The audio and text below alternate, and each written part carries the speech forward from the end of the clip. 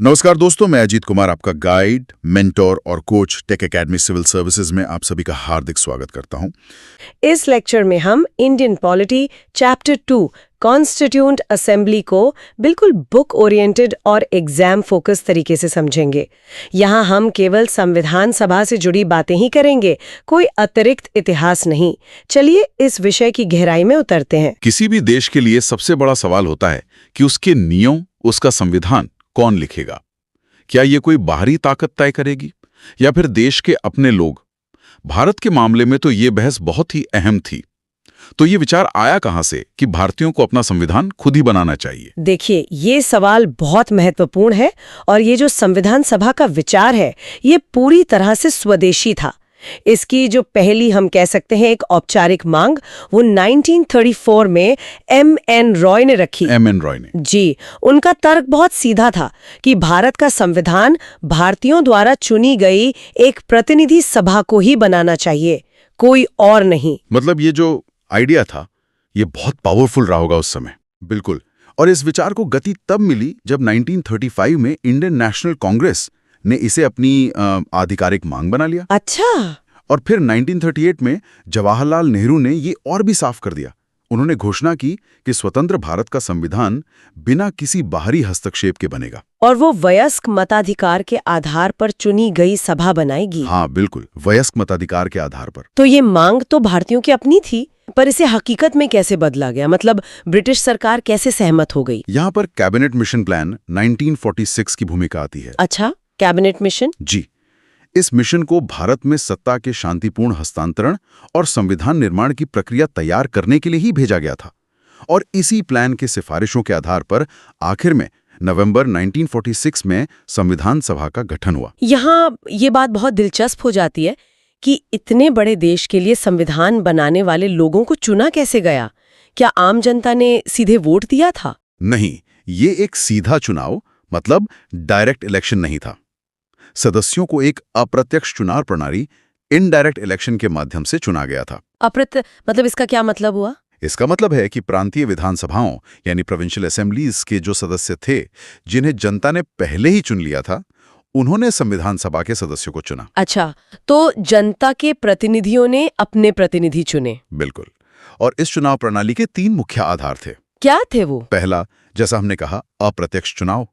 दूसरा, आनुपातिक प्रतिनिधित्व, मतलब प्रोपोर्शनल रिप्रेजेंटेशन, यानी हर समुदाय को उनकी जनसंख्या के अनुपात में सीटें मिली। हाँ। और तीसरा था एकल संक्रमणीय मत, सिंगल ट्रांसफरेबल वोट। इसका क्या उद्देश्य था? इसका उद्देश्य यह सुनिश्चित करना था कि जो छोटे समूह हैं, जो अल्पसंख्यक हैं, उन्हें भी उचित प्रतिनिधित्व मिले, उनकी आवाज दब न जाए। लेकिन इसी अप्रत्यक्ष चुनाव के कारण बाद में सभा की आलोचना भी हुई है ना? कितने लोग थे इस सभा में और ये सब कहां से आए थे? शुरुआत में संविधान सभा में कुल 389 सदस्य थे। 389? हाँ। इनका बंटवारा कुछ इस तरह था: 292 सदस्य ब्रिटिश भारत के प्रांतों से थे। ठीक है। 93 सदस्य देशी रियासतों यानी प्रिंसली स्टेट से थे। ये मनोनीत थे, चुने हुए नहीं। अच्छा, ये मनोनीत थे। जी। और 4 सदस्य चीफ कमिश्नर के प्रांतों से थे। लेकिन ये संख्या हमेशा इतनी नहीं रही। भारत के विभाजन का इस पर असर पड़ा होगा। बहुत गहरा असर पड़ा। विभाजन के बाद जो क्षेत्र पाकिस्तान में चले गए, उनके प्रतिनिधि भारतीय संविधान सभा के सदस्य नहीं रहे। नतीजतन सदस्यों की संख्या 389 से घटकर 299 रह गई। तो अब सभा बन गई, सदस्य चुन लिए गए। अब काम कैसे शुरू हुआ? पहली बैठक में क्या हुआ? संविधान सभा की पहली बैठक 9 दिसंबर 1946 को हुई। वो एक ऐतिहासिक दिन था। उस दिन सभा के सबसे वरिष्ठ सदस्य डॉक्टर सच्चिदानंद सिन्हा को अस्थायी अध्यक्ष, मतलब टेम्पररी प्रेसिडेंट, चुना गया। अस्थायी क्यों? ये एक फ्रांसीसी परंपरा थी। बाद में डॉक्टर राजेंद्र प्रसाद को सभा का स्थायी अध्यक्ष, परमानेंट प्रेसिडेंट, चुना गया। अच्छा, और उपाध्यक्ष? H.C. मुखर्जी को उपाध्यक्ष चुना गया। ये जो अस्थायी और स्थायी अध्यक्ष का अंतर है, ये परीक्षाओं में अक्सर पूछा जाता है। ठीक है। सभा ने काम शुरू कर दिया, लेकिन उनका लक्ष्य क्या था? वो किस तरह का भारत बनाना चाहते थे? क्या कोई मार्गदर्शक सिद्धांत था उनके पास? बिल्कुल। यहीं पर उद्देश्य प्रस्ताव यानी ऑब्जेक्टिव्स रेजोल्यूशन की भूमिका आती है। इसे आप संविधान की दार्शनिक आत्मा या आधारशिला कह सकती हैं। ये किसने पेश किया था? 13 दिसंबर 1946 को जवाहरलाल नेहरू ने यह ऐतिहासिक प्रस्ताव पेश किया। तो इसमें था क्या? मतलब क्या थे वो मूल सिद्धांत? इस प्रस्ताव में वे सभी आदर्श शामिल थे जिन पर हमारे संविधान को आधारित होना था, जैसे कि भारत एक स्वतंत्र संप्रभु गणराज्य होगा और सारी शक्ति जनता से मिलेगी। हाँ, सारी शक्ति और अधिकार भारत की जनता से मिलेंगे। सभी नागरिकों को सामाजिक, आर्थिक और राजनीतिक न्याय मिलेगा। विचार, अभिव्यक्ति, इन सब की स्वतंत्रता। जी, विचार, अभिव्यक्ति, विश्वास और पूजा की स्वतंत्रता की गारंटी होगी। और सबसे अहम, अल्पसंख्यकों, पिछड़े और आदिवासी क्षेत्रों के हितों की रक्षा की जाएगी। तो इस प्रस्ताव को स्वीकार कब किया गया? लगभग 1 महीने की बहस के बाद 22 जनवरी 1947 को सभा ने सर्वसम्मति से इसे अपना लिया। और यही बाद में प्रस्तावना बना है ना? बिल्कुल। सबसे महत्वपूर्ण बात यही है कि यही उद्देश्य प्रस्ताव कुछ संशोधनों के साथ बाद में भारतीय संविधान की प्रस्तावना प्रियम्बल बना। शुरुआत में तो सभा ब्रिटिश सरकार के बनाए नियमों के तहत काम कर रही थी, तो क्या वो पूरी तरह से आजाद थी अपने फैसले लेने के लिए? शुरुआत में नहीं, लेकिन इंडियन इंडिपेंडेंस एक्ट 1947 ने स्थिति को पूरी तरह से बदल दिया। कैसे? इस अधिनियम के बाद संविधान सभा एक पूर्ण संप्रभु निकाय, एक सॉवरेन बॉडी बन गई। सॉवरेन बॉडी मतलब अब वो किसी भी बाहरी नियंत्रण से पूरी तरह मुक्त थी। वो ब्रिटिश संसद द्वारा भारत के लिए बनाए गए किसी भी कानून को बदल सकती थी या खत्म कर सकती थी। अच्छा, तो अब उन्हें किसी से अनुमति लेने की जरूरत नहीं थी? कोई जरूरत नहीं थी। तो क्या इसका मतलब ये है कि 1947 से लेकर संविधान लागू होने तक ये सभा सिर्फ संविधान ही बना रही थी? देश चलाने के लिए कानून कौन बना रहा था? यही इस सभा की सबसे अनोखी बात है। इसने एक दोहरी भूमिका निभाई, ए ड्यूअल रोल। दोहरी भूमिका मतलब एक साथ दो काम? हाँ, पहला काम था एक संविधान निर्मात्री निकाय के रूप में भारत का संविधान तैयार करना। और दूसरा काम था एक अस्थायी संसद, एक प्रोविजनल पार्लियामेंट के रूप में देश के लिए आम कानून बनाना। ये तो बहुत दिलचस्प है। जी, जब सभा संविधान बनाने के लिए बैठती थी तो अध्यक्षता डॉक्टर राजेंद्र प्रसाद करते थे। ठीक है। और जब वो एक विधायी निकाय मतलब लेजिस्लेटिव बॉडी के रूप में बैठती थी तो अध्यक्षता जीवी मावलंकर करते थे। तो इसी भूमिका में सभा ने राष्ट्रीय ध्वज और राष्ट्रगान को अपनाया होगा। बिल्कुल। राष्ट्रीय ध्वज, राष्ट्रगान और कॉमनवेल्थ में भारत की सदस्यता की पुष्टि, ये सब इसी भूमिका में किया गया। तो इस पूरी प्रक्रिया में कितना समय लगा और अंतिम रूप से संविधान कब तैयार हुआ? देखिए, संविधान बनाने के लिए कई समितियां बनाई गईं, जिनमें सबसे प्रमुख थी प्रारूप समिति यानी ड्राफ्टिंग कमेटी, जिसके अध्यक्ष डॉक्टर B.R. अम्बेडकर थे। जी बिल्कुल। पूरी प्रक्रिया में 2 साल, 11 महीने और 18 दिन लगे। लगभग 3 साल। हाँ, इस दौरान कुल 11 सत्र हुए। संविधान को 26 नवंबर 1949 को अपनाया गया, अडॉप्ट किया गया। और इसी दिन कुछ प्रावधान लागू भी हो गए थे। हाँ, प्रस्तावना, नागरिकता, चुनाव जैसे कुछ प्रावधान तुरंत लागू हो गए। सदस्यों ने फिर 24 जनवरी 1950 को संविधान पर हस्ताक्षर किए और अंत में 26 जनवरी 1950 को ये पूरी तरह से लागू हुआ। जी, जिसे हम गणतंत्र दिवस के रूप में मनाते हैं। इस सभा की कुछ आलोचनाएं भी होती हैं, जैसे कि ये सीधे तौर पर चुनी नहीं गई थी। तो इसका मूल्यांकन कैसे किया जाना चाहिए? ये सच है कि सभा प्रत्यक्ष रूप से निर्वाचित नहीं थी, लेकिन इसमें भारत के सभी क्षेत्रों और प्रमुख समुदायों के प्रतिनिधि शामिल थे। ये बहुत महत्वपूर्ण है। ये सिर्फ बहुमत के आधार पर नहीं, बल्कि सर्वसम्मति, कंसेंसस और समायोजन, एडजस्टमेंट के सिद्धांत पर काम करती थी। हर अनुच्छेद पर लंबी और गहन बहस हुई। इन बहसों को कॉन्स्टिट्यूएंट असेंबली डिबेट्स के रूप में रिकॉर्ड किया गया है, जो आज भी बहुत महत्वपूर्ण स्रोत हैं। तो क्या ये सोचने वाली बात नहीं है कि एक ऐसी सभा जो सीधे तौर पर जनता द्वारा नहीं चुनी गई थी, उसने एक ऐसा दस्तावेज तैयार किया जो दशकों से भारत के लोकतंत्र का आधार बना हुआ है? बिल्कुल, और ये सवाल को जन्म देता है, क्या किसी लोकतांत्रिक दस्तावेज की वैधता केवल उसके निर्माण की प्रक्रिया से तय होती है, या उन मूल्यों और सिद्धांतों से जो वो स्थापित करता है और जिन्हें लोग समय के साथ अपनाते हैं? इस पर विचार करना चाहिए। अब हम संविधान सभा के अगले हिस्से को समझते हैं।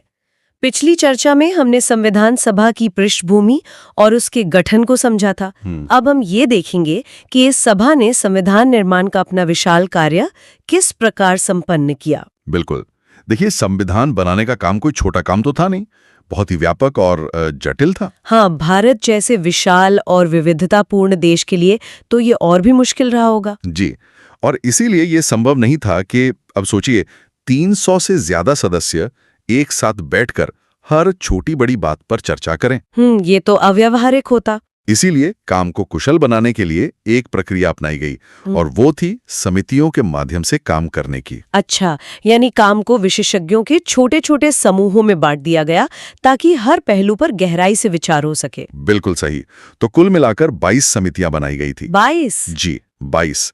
और इन्हें हम 2 मुख्य वर्गों में बांट सकते हैं। एक तो थी 8 प्रमुख समितियां जिन्हें मेजर कमिटीज कहा जाता है। ठीक है। और बाकी की 14 थीं गौण समितियां यानी माइनर कमिटीज। हर समिति को एक खास काम सौंपा गया था।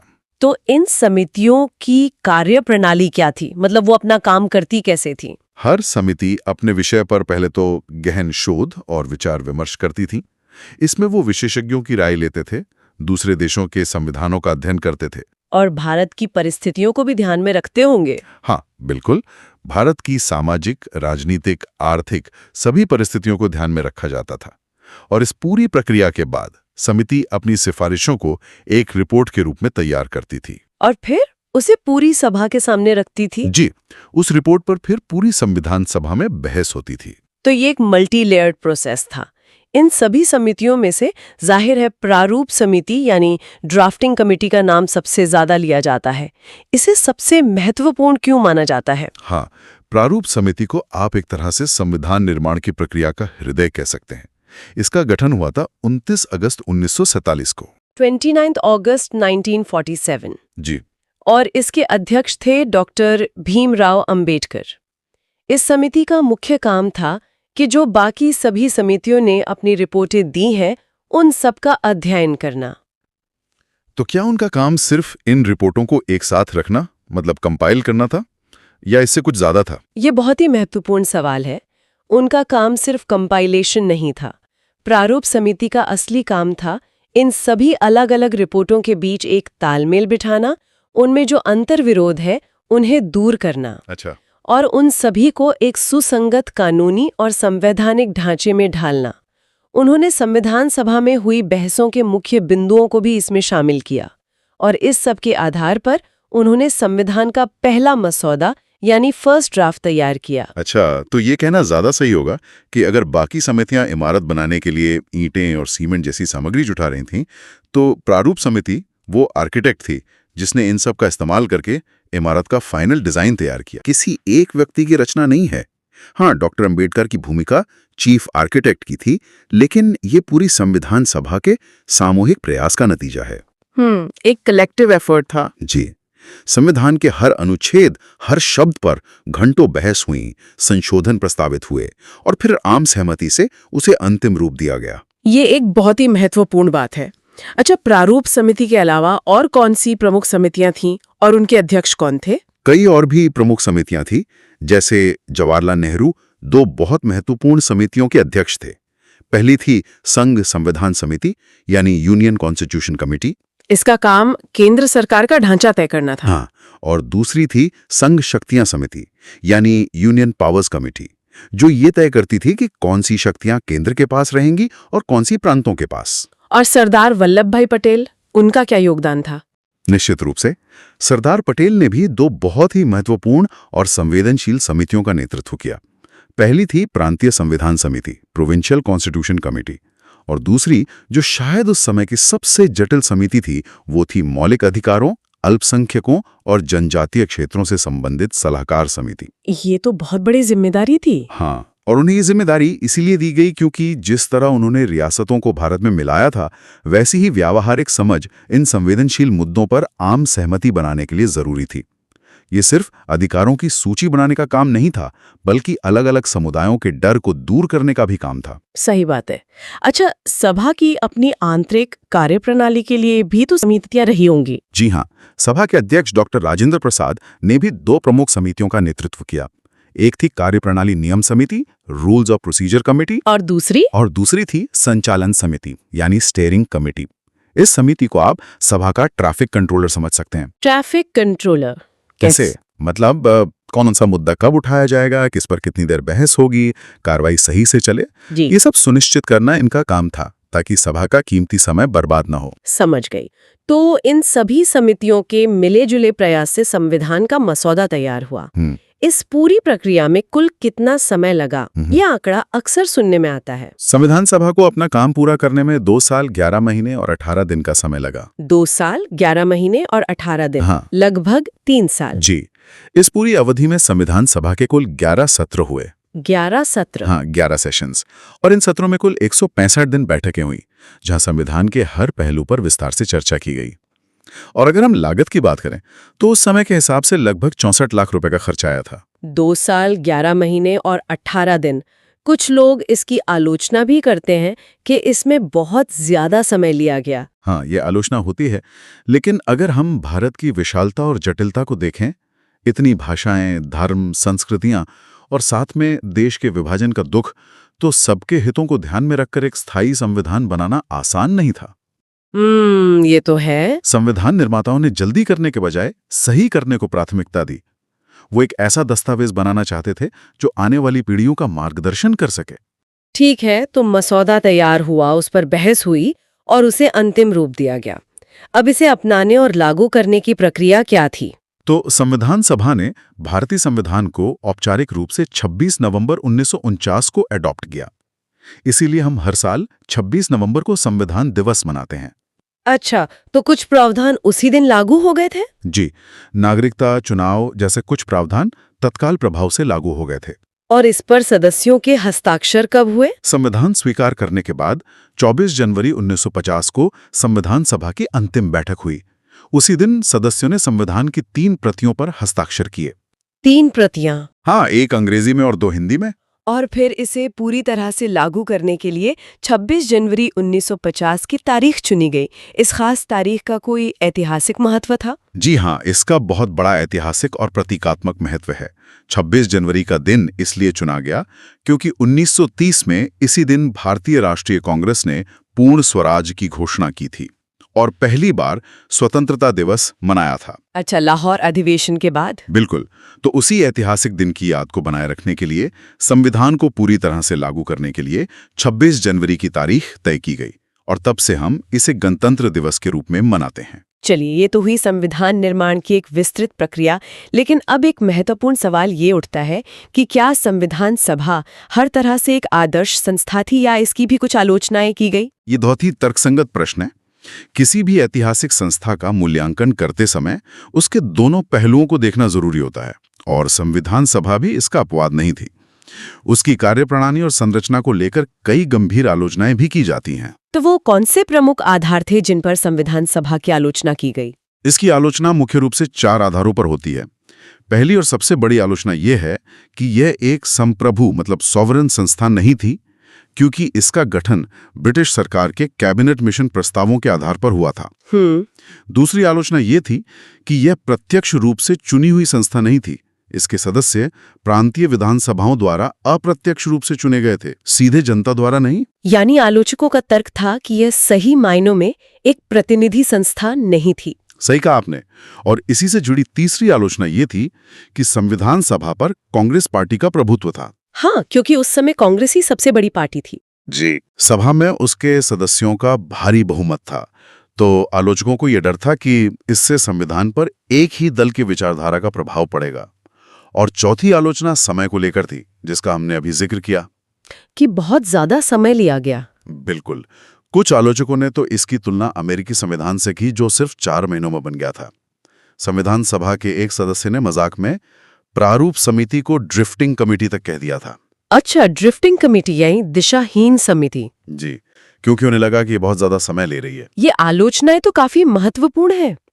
इन आलोचनाओं का क्या जवाब दिया जा सकता है? देखिए, इन आलोचनाओं में तथ्यात्मक सच्चाई तो है, लेकिन हमें उस समय की असाधारण परिस्थितियों को भी ध्यान में रखना होगा। चलिए इनका एक एक करके मूल्यांकन करते हैं। ठीक है, सबसे पहले प्रतिनिधि स्वरूप वाली आलोचना पर आते हैं। देखिए, ये सच है कि सदस्य सीधे जनता द्वारा नहीं चुने गए थे, लेकिन उस समय की स्थिति देखिए, देश का बंटवारा हो रहा था, दंगे हो रहे थे, हमारे पास कोई मतदाता सूची तक नहीं थी। उस माहौल में चुनाव कराना संभव होता? बिल्कुल। इसलिए प्रांतीय विधानसभाओं को आधार बनाना एक व्यावहारिक समाधान था। और इसके बावजूद सभा में भारत के लगभग सभी प्रमुख वर्गों का प्रतिनिधित्व था।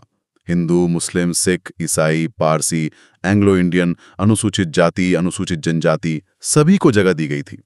यहाँ तक कि महिलाओं की भी अच्छी खासी भागीदारी थी। और कांग्रेस के प्रभुत्व वाली आलोचना के बारे में क्या कहेंगे? ये भी सच है कि कांग्रेस का बहुमत था, लेकिन उस समय की कांग्रेस पार्टी आज की किसी राजनीतिक पार्टी जैसी नहीं थी।